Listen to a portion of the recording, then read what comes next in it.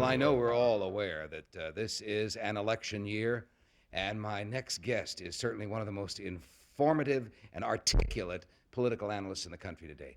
He's brought with him some valuable insight on selecting the most qualified candidate. Would you welcome Kevin Nealon?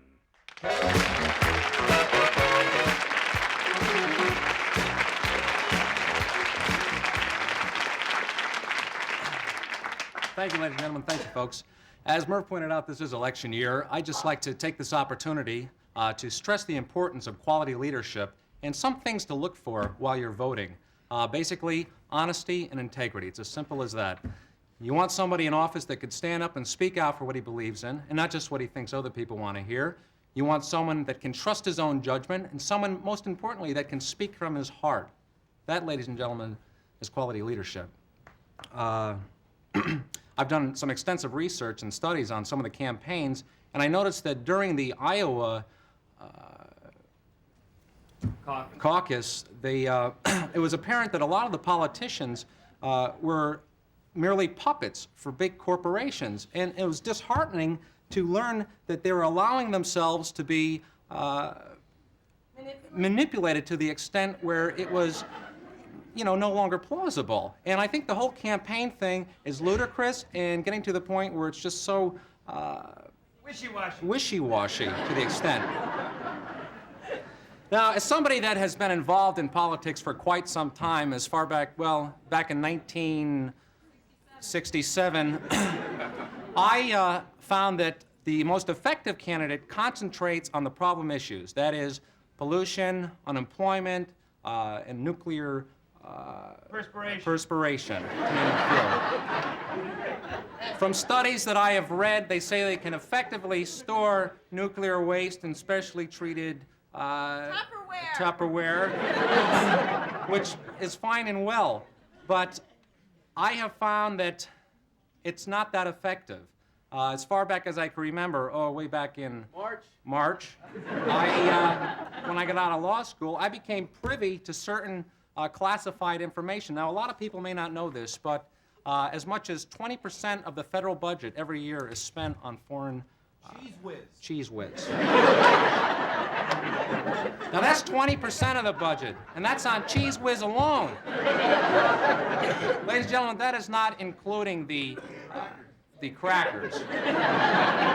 That's another 10% right there.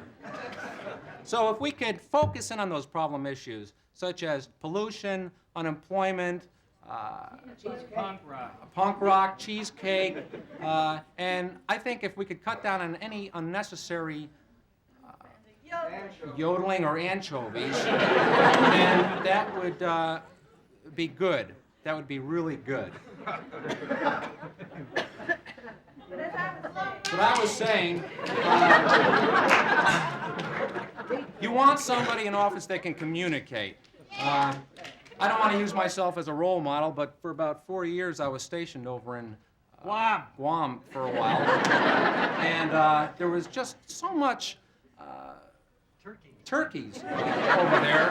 You never really went hungry, but to see the destruction it really hurt. And it was then when I got back to the States that I decided to become involved and take active interest in my secretary.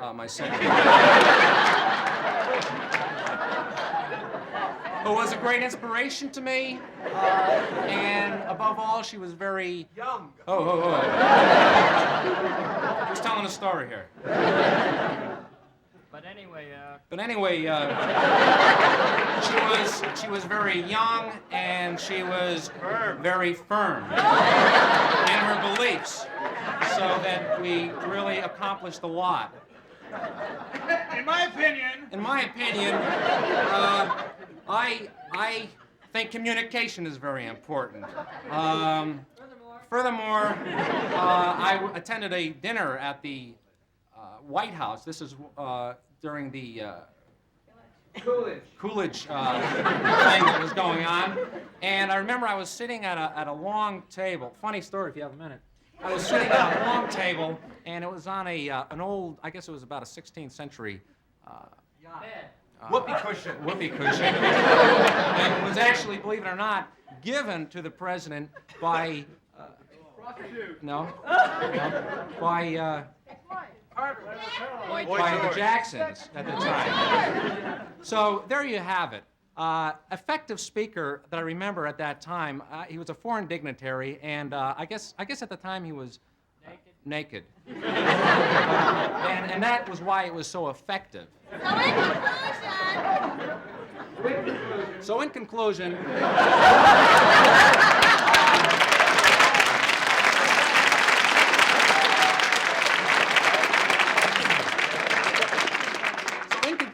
I think I can safely say with a certain amount of body odor that you have got to trust your own judgment and your integrity and that of the candidate you're voting for, and not be afraid of getting any hemorrhoids. Because really, they don't show, and